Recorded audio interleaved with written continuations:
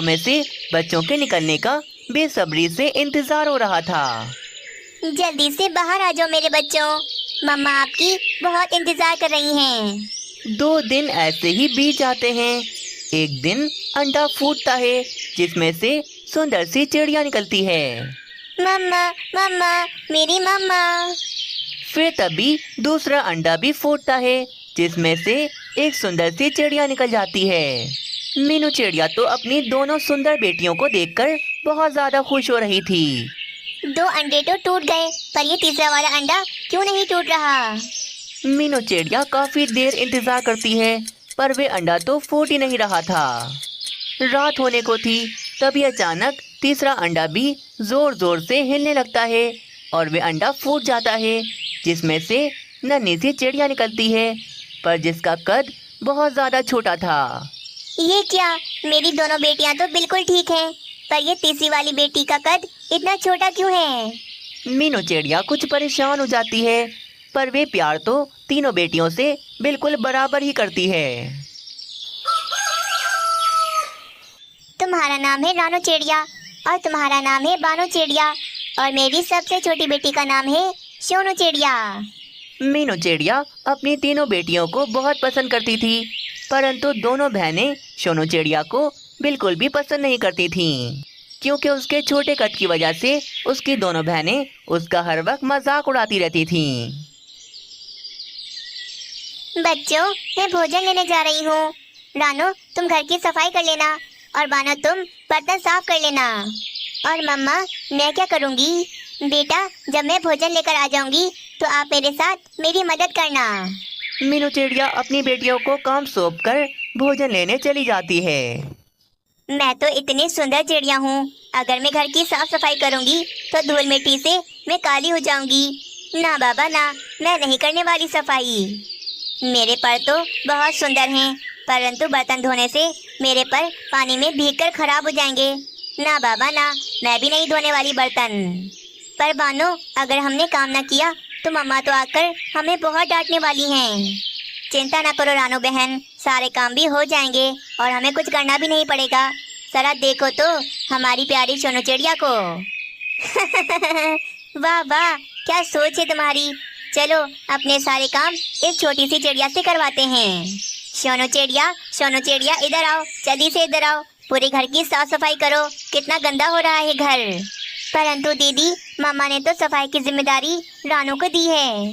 बहुत जबान चल रही है तुम्हारी, तो मैं तुम्हें अभी बताती हूँ। रानो चिड़िया अपनी छोटी बहन को अपने परों से जोर जोर से मारती है।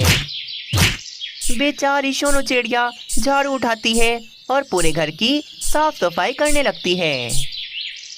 थोड़ी देर में जब मीनू चिड़िया आती है तो सोनू चिड़िया डर के मारे मीनू चिड़िया को कुछ नहीं बताती। अरे वाह, मेरी दोनों बेटियों ने घर को तो बिल्कुल साफ कर दिया। समय ऐसे ही गुजरता गया। तीनों बेटियां अब काफी बड़ी हो गई थीं। सोनू चिड़िया तो हर समय काम करती रहती थी जिस कारण वे काफी ज्यादा फुर्तीली थी।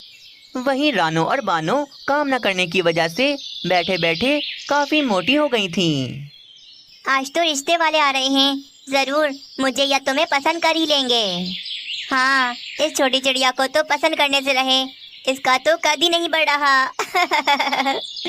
अपनी बहनों की जली कटी बातें सुनकर बेचारी सोनू चिड़िया उदास हो जाती है। कुछ देर बाद रिश्ते वाले भी आ जाते हैं। अरे, आपकी ये छोटी बेटी तो बहुत काम काजू है, जब से आई हूँ कोई ना कोई काम में लगी है। कितनी स्मार्ट है ये। वैसे मीनू चिड़िया, मैं तो तुम्हारी 2 बड़ी बेटियों के रिश्ते के लिए आई थी, परंतु ये खा खा कर कितनी मोटी हो गई है। मुझे तुम्हारी ये छोटी बेटी बहुत ज़्यादा पसंद आई। हाँ माँ, मुझे भी ये दोनों मोटियाँ नहीं पसंद, मुझे तो सोनू चिड़िया पसंद है। ये बात सुनकर दोनों ही बहनें काफी ज्यादा जल जाती हैं। ठीक है कोमल बहन, मुझे ये रिश्ता मंजूर है। सोनू चिड़िया का तो रिश्ता हो गया था परंतु दोनों बड़ी बहनें उसे देखकर काफी ज्यादा जल रही थीं। लगता है कोमल आंटी की आंखें नहीं बटर हैं जो इस छोटी चिड़िया को पसंद कर लिया। हाँ, और जाते जाते हमें मोटी भी कह दिया। देखो तो इसे, मन ही मन कितना खुश हो रही है ये। दोनों बड़ी बहनें सोनू चिड़िया से बदला लेने का सोचती हैं। मेरी प्यारी बहन, हम बहुत ज्यादा खुश हैं कि तुम्हारा रिश्ता हो गया। चलो सोनू चिड़िया, हम तुम्हें थोड़ा जंगल घुमा ले आते हैं। हाँ हाँ, अपनी प्यारी छोटी सी बहन को रिश्ता होने की खुशी में सरप्राइज भी तो देना है। दीदी, क्या वाकई आप दोनों मुझे घुमाने लेकर जाओगी? ये तो बहुत खुशी की बात है। सोनू चिड़िया खुशी खुशी अपनी दोनों बहनों के साथ चली जाती है। सोनू चिड़िया, तुम कितनी चालाक हो। कमल आंटी के सामने जानबूझकर इतना काम किया ताकि वे तुम्हें पसंद कर लें। हाँ हाँ, मुनमुन चिड़े का रिश्ता हमारे लिए आया था, पर तुमने हमसे वे रिश्ता छीन लिया। नहीं नहीं दीदी, मैंने तो कुछ भी नहीं किया। आप दोनों तो मेरी प्यारी बहनें हो। हाँ हाँ, अब ये तुम्हारी प्यारी बहनें तुम्हें मजा चखाएंगी। दोनों बहनें मिलकर सोनू चिड़िया को नदी के पानी में फेंक देती हैं और वहां से जाने ही लगती हैं, परंतु अचानक वहां पर बड़ा सा सांप आ जाता है। सांप सांप, हाय रे, बचाओ बचाओ इस सांप से हमें। सोनू चिड़िया का कद छोटा था, जिस कारण उसका वजन भी कम था। वे पानी में नहीं डूबती। आहिस्ता आहिस्ता वे पानी से निकलकर उड़ जाती है। मैं बचाऊंगी अपनी बहनों को, मैं बचाऊंगी सांप से। तुम तीनों को खा जाऊंगा। तुम तीनों मेरा कुछ नहीं बिगाड़ सकते। सांप दोनों बड़ी बहनों को खाने के लिए उनके करीब जाता है। तभी सोनू चिड़िया बड़ा सा पत्थर उठाकर सांप के ऊपर फेंकती है। चलो चलो दीदी, भागो भागो यहाँ से जल्दी। तीनों चिड़ियाएं भाग भाग कर जल्दी से अपने घर में घुस आती हैं। मेरी प्यारी छोटी बहन, हमने तुमसे जलकर तुम्हें नदी में फेंक दिया। जिसे हमने मारना चाहा, उसी ने आज हमारी जान बचा ली। माफ कर दो मेरी बहन, बचपन से ही हमने तुम्हारे छोटे कद का मजाक उड़ाया और आज हमने तुम्हें मारने की भी कोशिश की। आप दोनों जैसे भी हो, पर मेरी बहनें हो। मैं मुश्किल समय में आप दोनों को अकेला कैसे छोड़ सकती हूँ। बस फिर दोनों बहनें हाथ जोड़कर सोनू चिड़िया से माफी मांग लेती हैं और अब सब ठीक हो जाता है। बबलू, मेरे यार, मेरे दोस्त, बहुत परेशान हूँ मैं। मेरी नौकरी नहीं है। रानी के भाई ने मुझे सुना सुना कर मेरा जीना हराम कर रखा है। ये तो होगा ही। जब नौकरी नहीं होती तो कोई भी आकर हमें बात सुना जाता है। पर बबलू कौवे, मेरे लिए कोई अच्छी सी नौकरी ढूंढ दो। भाई ने मुझे बहुत परेशान कर रखा है। अरे कालू कौवे, तुम भला नौकरी क्यों करोगे? तुम मेरे दोस्त हो, तुम्हें तो अपना व्यापार करना चाहिए। अच्छा मजाक था। बबलू कौवे, कैसी बातें करते हो? मुझ गरीब के पास खाने के लिए पैसे नहीं है, मैं अपना व्यापार कैसे करूँगा? कालू कौवे, मैं मजाक नहीं कर रहा, सच कह रहा हूँ। मैं अपने जंगल में कच्चे तरबूजों को बेचकर काफी मुनाफा कमा लेता हूँ। कच्चे तरबूज? लगता है तुम्हारे जंगल के पक्षी बहुत ही मूर्ख हैं, जो लाल लाल तरबूजों को छोड़कर कच्चे तरबूज खरीदते हैं तुमसे। लगता है तुम मेरी बात नहीं समझे। मैं सस्ते दामों में कच्चे तरबूज खरीदकर उनको लाल कर देता हूँ और पक्षियों को कुछ पता भी नहीं चलता। अच्छा, पर वो कैसे? बबलू कौवा कालू कौवे को अपने धंधे का सीक्रेट बताता है। अरे वाह वाह, क्या गजब का सीक्रेट है तुम्हारा। इस तरह तो मैं बहुत ही जल्दी अमीर हो जाऊंगा। पर यार बबलू कौवे, मेरे पास तो कच्चे तरबूज खरीदने जितने पैसे नहीं हैं। मैं अपना व्यापार कैसे शुरू करूंगा? ओ यार, दोस्त कहते हो और फिर ऐसी बातें भी करते हो। तुम्हारा ये दोस्त तुम्हारे कब काम आएगा? कालू कौवे, तुम उससे उधार पर पैसे ले लो और अपना कारोबार शुरू करो। बबलू कौवा अपने दोस्त कालू कौवे को उधार पर पैसे दे देता है।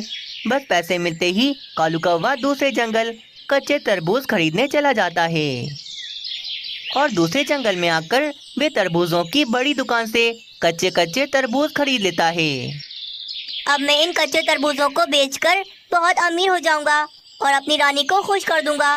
रोजाना अपनी रानी को स्वादिष्ट स्वादिष्ट भोजन खिलाऊंगा। कालू कौवा वे सारे कच्चे तरबूज गाड़ी पर रखकर अपने जंगल ले जाता है। कालू जी, आप पागल तो नहीं हो गए जो इतने सारे कच्चे तरबूजों को उठाकर यहाँ घर पर ले आए? और आपके पास पैसे कहाँ से आए? रानी रानी, अब तो खुश हो जाओ, तुम्हारा पति कालू अपना खुद का धंधा शुरू करने वाला है।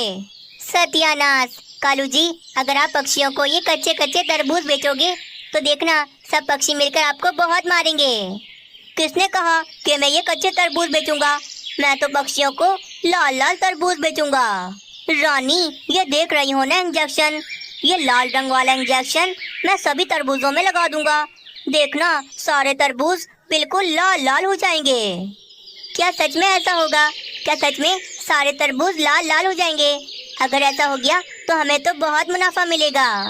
फिर कालू कौवा वे लाल रंग वाला इंजेक्शन एक तरबूज में लगा देता है। मुझे तो यकीन नहीं हो रहा कालू जी कि ये तरबूज सच में अंदर से लाल होगा।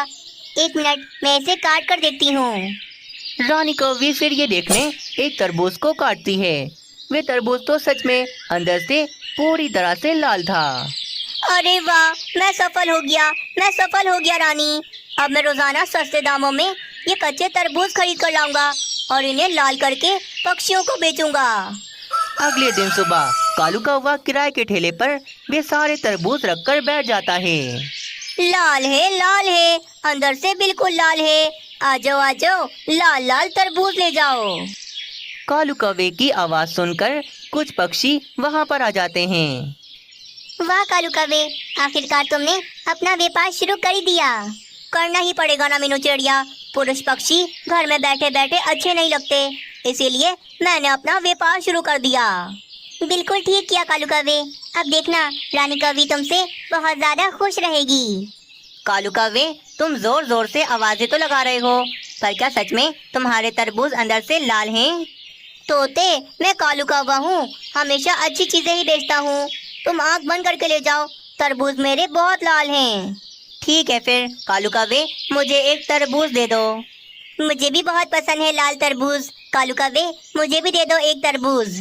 वे तीनों पक्षी कालू कौवे से एक एक तरबूज खरीदकर अपने अपने घर चले जाते हैं। आज तो सुबह से ही कालू कौवे का अच्छा खासा मुनाफा होने लगा था।